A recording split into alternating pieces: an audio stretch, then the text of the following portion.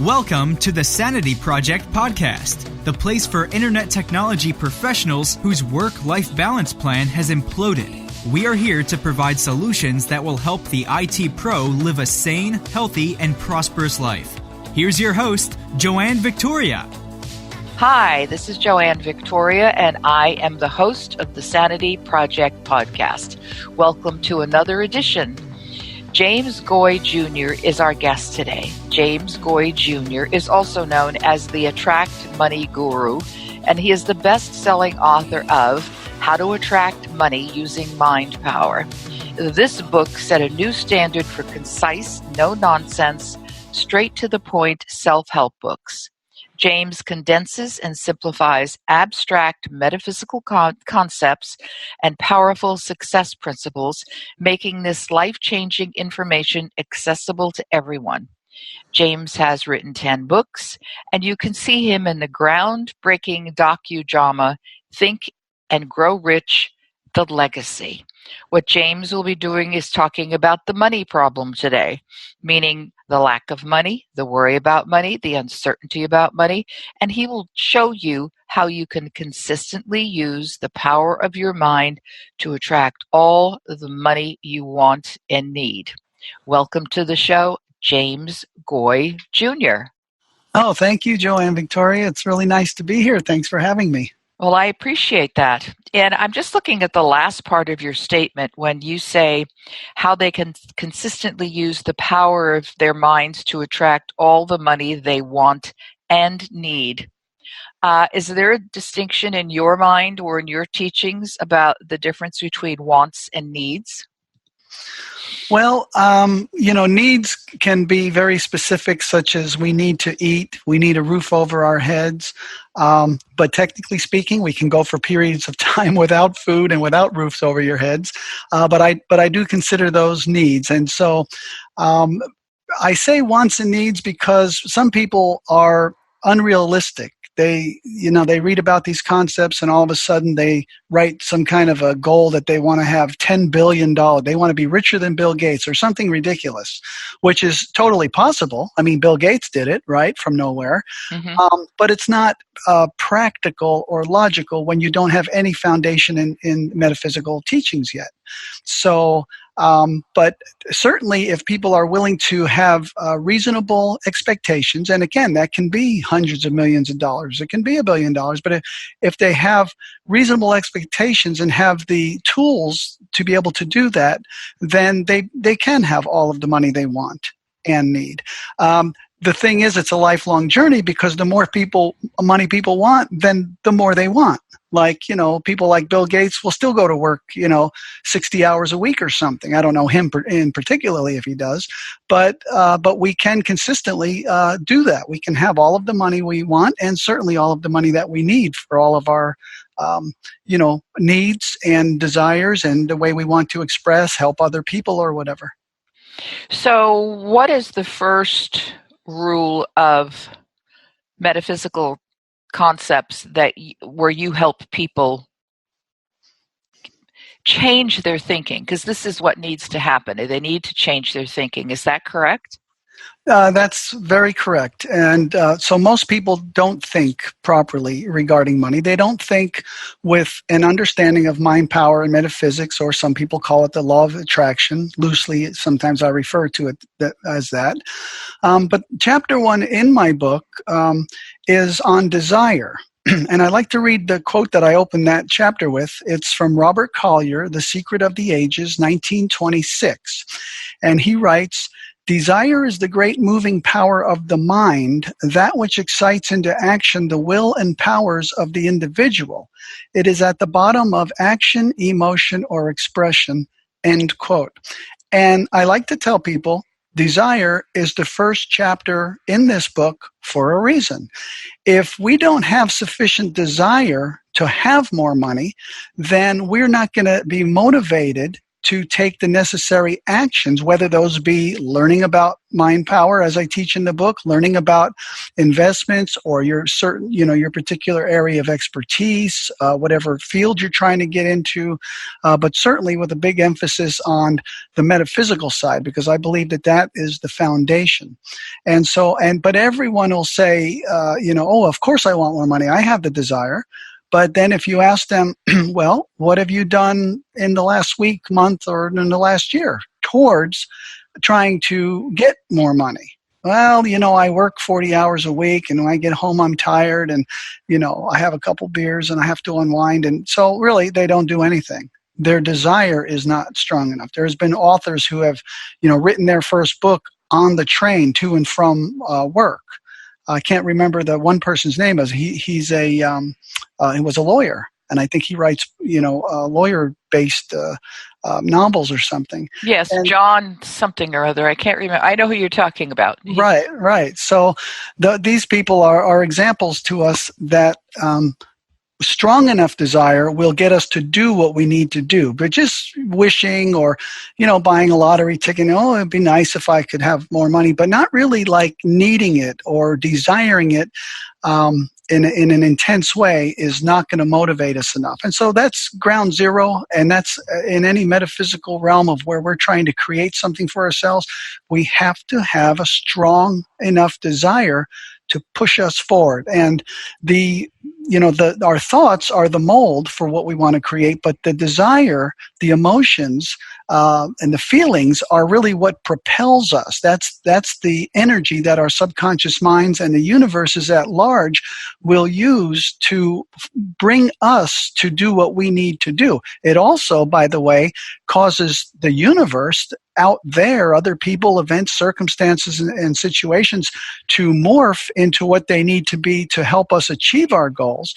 But it all starts with our desire, because the universe as a whole and the subconscious mind as creative mechanisms are basically neutral. So they don't really care, like if we're rich or poor, sick or healthy, or whatever. The universe and the subconscious minds, and really at the subtler levels, it's one. There's no distinct distinction or separation between our subconscious minds and the universe, which is why we have so much influence, can have so much influence on the outer world. But it's, what we use to create. And when we really understand the process and the mechanism, then we understand how important it is to have sufficient desire. And once we get past that, then everything else in the book can fall into place. Because without the desire, a person won't even finish the book. And even if they did, they won't do what's recommended in the book to an appreciable enough degree to move themselves way, past where they are right now, financially and in other ways. So we start there. We start with desire, and then everything grows from that. Well, people say, I don't think people are sincere or focused enough when they say, I want whatever. I mean, to come up with these astronomical fees that you spoke about a few moments ago, people just throw that out there as bait for something, and I have no idea for what. But you have to do some work, and the work is not like a bad 4-letter word. The work is like, do what you tell them to do, and you do that in your book. Is that correct? Right. The book really is a manual. It's a step-by-step process. In each of the 20 chapters, I have 6 simple steps. Sometimes it's making out a 3x5 card. Sometimes it's making a certain list or something. But really step-by-step. But of course, they need to do it. So if they increase their desire, by, thinking about what they want more and thinking about what they can do with this money and being more specific about the money. And there's certain ways that are very easy, really, to increase even more. Learning about mind power itself will automatically help us increase our desire, because we'll see how much more is possible for us. And so, of course, we'll want those expanded bank accounts, incomes, and circumstances. So it's not hard, really, to build very powerful desire, but we just need to know that it's important and then to start to do it. That's why when I have some clients, and in the past as well, who say, I want X, whatever that might be. I want to earn $1 million, and this is a business that is not making any money at the time. And I go, why? And why do you want that? And they'll go, because, and I'll go, that's not a good enough. You have to give reasons, i.e. your desire focus, I think, is in alignment with that. Why do you want this? What are you going to do with it? Right. It's, and then people in workshops and seminars that I've participated in as in leader or participant, it's, what would you do if you had the money you said you want? And most people, and this was at the time gender specific, women did not choose themselves to take any of the money, where men put themselves first. And I don't know if you have had any, I know you have women who are involved in the Think and Grow Rich, the legacy film, and one of them being Barbara Corcoran. But do you think that there's a difference between men and women wanting something and having a desire for money? I haven't personally really noticed a difference, but then again, I haven't, dealt with specifically groups of women or either. But if you just look at of successful people across the board, whether it's in acting, in music, and business, I mean, there's the women are claiming their places, and by the same token, there are many, millions upon millions of men who are obscure and unsuccessful and frustrated and not getting anywhere. So perhaps there's some more, maybe it's because of more testosterone or something, that maybe men intrinsically overall might seek power and wealth more than women, generically speaking, or just as, the sexes. But I haven't really seen it. I see women and men who are both, very desirous of improvement and willing to move forward. So I certainly wouldn't tell women, well, you probably won't be able to make as much money. I mean, who would tell Oprah that? You probably won't be able to make as much money as men, Oprah's in a different stratosphere. So any woman who can compare herself financially to Oprah, who's top 5 most highest paid or high money in the world. It's just that I don't want to belabor the point, but I do know that I think one of the distinctions is men have an expectation of making money. Certainly the ones, you talked about Bill Gates. There aren't that many women on his level, and women are still trying to figure out what they want. So how can we use the power of our minds to attract all the money we do want? Let's say we have filled out or completed whatever the tasks are in your first chapter about desire, and we have created a list of the things that we want or need. What do we do next? Right. Well, at the bottom of all of this, creating with our minds, and by the way, let me add in quickly that everyone's already doing this. Right. They're just not getting good results because they're not focused. They don't realize they're using mind power to attract into their lives all of this stuff they have. So most people have a very mixed bag. Some of it they like, some of it they don't.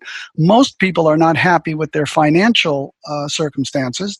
Almost everyone would want better circumstances and should have better circumstances. But chapter 2 of the book is on belief. And so I open that with this quote from Claude M. Bristol from The Magic of Believing. That's a classic book from 1948. Belief changes the tempo of the mind or thought frequency. Like a huge magnet, it draws the subconscious forces into play, changing your whole aura and affecting everything about you, including people and objects at great distances. And so I alluded to that before, about our mind power actually going out beyond us and making things happen out there that at some point will just naturally help us to bring our dreams and visions to fruition. So, once we have the desire, then we want to start, making a study or understanding the basic concepts of mind power. And at the bottom of it all is belief, both conscious and subconscious. We will tend to eventually believe subconsciously what we believe consciously, but we have subconscious beliefs that we are not consciously aware of. And sometimes, some people's road is to try to dig those out and figure out, well, why do I do this? Or what belief do I have, something from my childhood? And, that's one path, and it can take a very long time to try to figure all of that out. And no human being, I don't think, could ever dig out every last thing that has affected their subconscious beliefs about themselves, about money, about the world. You can never do it. So there's another way, which is the one I prefer, which is to crowd out the disempowering beliefs, those that are going to lead to us not having what we want or actually attract to us things we don't want, and to crowd those out with their opposites. So if we have thoughts of poverty, we replace those with thoughts of prosperity. If we have a thought, I hope I can pay my rent next month, we use, metaphysical techniques such as visualization. We can see ourselves happily handing that check over. Affirmation, I'm so happy and grateful now that I always, pay my rent on time, or whatever it is. So we gradually, over time, replace all of the disempowering things with the empowering beliefs. And a lot of times we don't even know what we're displacing, but that old stuff will eventually die of its own dead weight. Now, it'll always be there. It's kind of like a callus, your body, or a scar. Your body never forgets what happened. And our subconscious minds will never forget that stuff, but they can get so just pushed down and crowded out and overpowered by the positive that they become non-issues. And so it's very important for people to understand that subconscious belief is creating, through their subconscious belief, they are creating everything that's happening to them and that's happening for them. Once they understand how that's happening through their thoughts, but primarily through their thoughts and their feelings and the images they hold within their minds. And the words we speak are extremely important because that reinforces all of those other three, thoughts, feelings, and images, and also can give rise to them. So that's the foundation, is an understanding that our minds are creating. We are creating with our minds. There's a certain way the process works. And then when we understand the mechanism, we can start to work it to start getting more of the results we want, less of the results we don't want. And of course, that's financially or in any area of human endeavor. Any area, there's none that are not affected by money, and there's none that are not affected by the power of our minds. So would you say that what you focus on grows and expands? Right. What you focus on does grow. It does expand. It becomes more real. I mean, if people are students of quantum physics, they'll have a basic understanding that there is nothing solid. There's nothing quote unquote real. And the quantum physicists have discovered that it's based on expectation. It's based on observation, how things erupt into materiality, we could call it. But if you take a strong enough microscope and look down to the very seed of creation, there's actually nothing physical there. So when people understand that, they get a better sense of the fact that this is all malleable. All of it, our finances, our relationships, the world at large, everything, good or bad, is totally malleable. Nothing is beyond us to be able to harness and to heal if we know how. So definitely this understanding has a huge relevance to the individual's life, but it can also be expanded out to groups, families, cities, and potentially the entire world if enough people have this understanding. Well, I know it's what you're saying is similar or in alignment with the first step in the Course in Miracles. Nothing that I see is real. And right. I think there might be some more words in that, but that's the lesson in the Course in Miracles. And trying to share that with people, they just don't get it. They don't realize that what they're looking at has been created with their own thoughts, because it's too deep. And it may be too deep for lots of people to know that and accept it. But you're a great reminder for that, because we have a malleable world, and we have to change. We can change it with our thoughts. We don't really have to do anything. I mean, it's not hard work. What you're talking about is not difficult or hard. What you're talking about is giving people an opportunity for another perspective, which is the main perspective, in my opinion, that, what we see, we can make real in our own lives if we choose to. And if we want more money, focus on it. Focus on what you're going to do with the money. What would you do with that money? Right, exactly. And then the money will come in to create the space and allow you to do the things that you said you were going to do, whether it's give some of it away, give some of it to your kids, build a building, whatever it might be. Take a trip to Europe. God, maybe not now, but with all the changes they have. But, something big. Right. Have a spaceship. Yeah, people can have anything they want, and when they get a deeper metaphysical and even quantum physical, if they're into that understanding of how things work, you come to realize that you create these things in another realm. You create them in the realm of consciousness and energy. That's where everything is created. And then it kind of pulses into existence, quote unquote, here, quote marks around existence, because there is nothing actually real, but it makes it much easier, and it lessens the struggle. We will struggle against our own inner demons, our own negative feelings, and our own fears, our own lack of self-esteem, self-image issues, but that's a lot easier than going out into the world and taking it at face value as a physical material proposition. And it's the law of the jungle, and it's who you know, and it's networking, and it's your education, it's business cycles. It's actually none of that for the individual. What it is what they create in their mind is going to come to be in this world. And so it's a lot.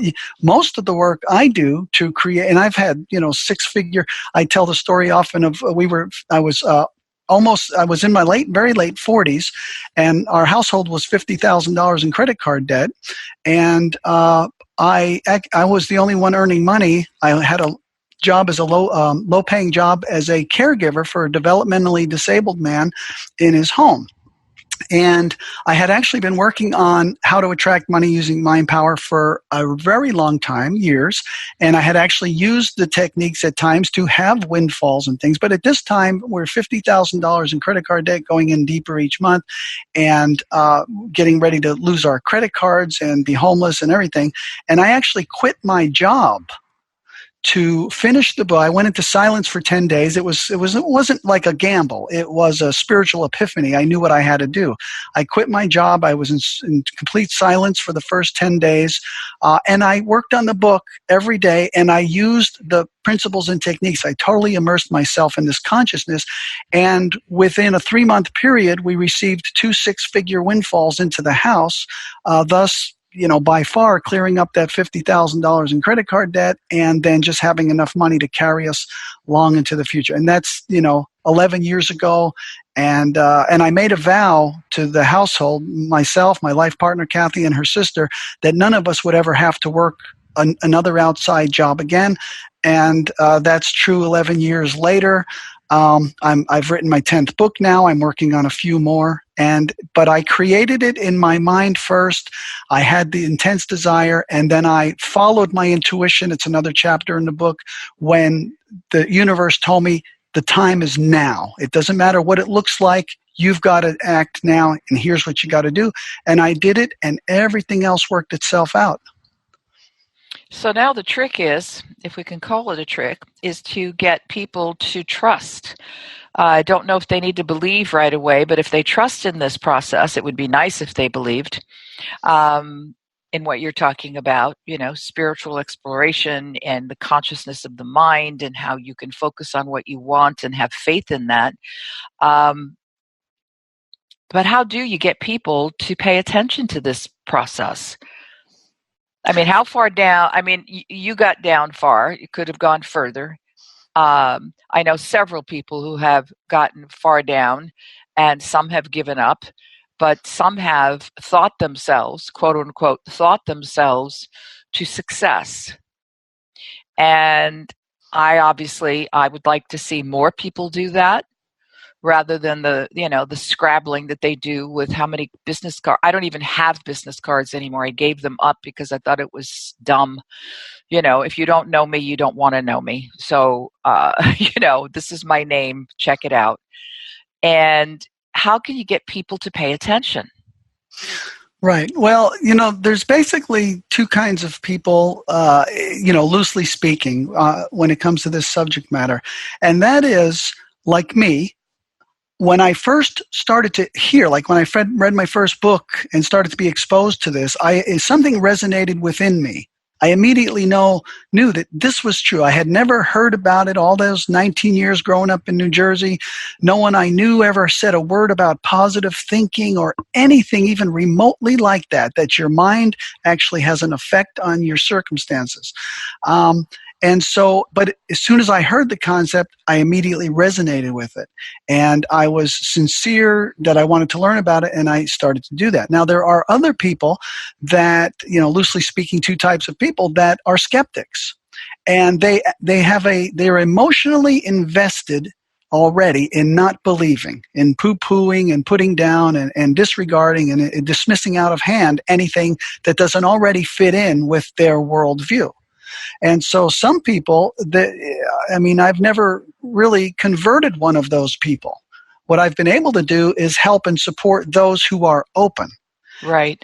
And it doesn't really, once people hear these techniques, they don't have to be down and out to where they say, I want to use it. Somebody can be making $100,000 a year, have a perfect relationship, a beautiful family, never heard this stuff, but then they're exposed to it.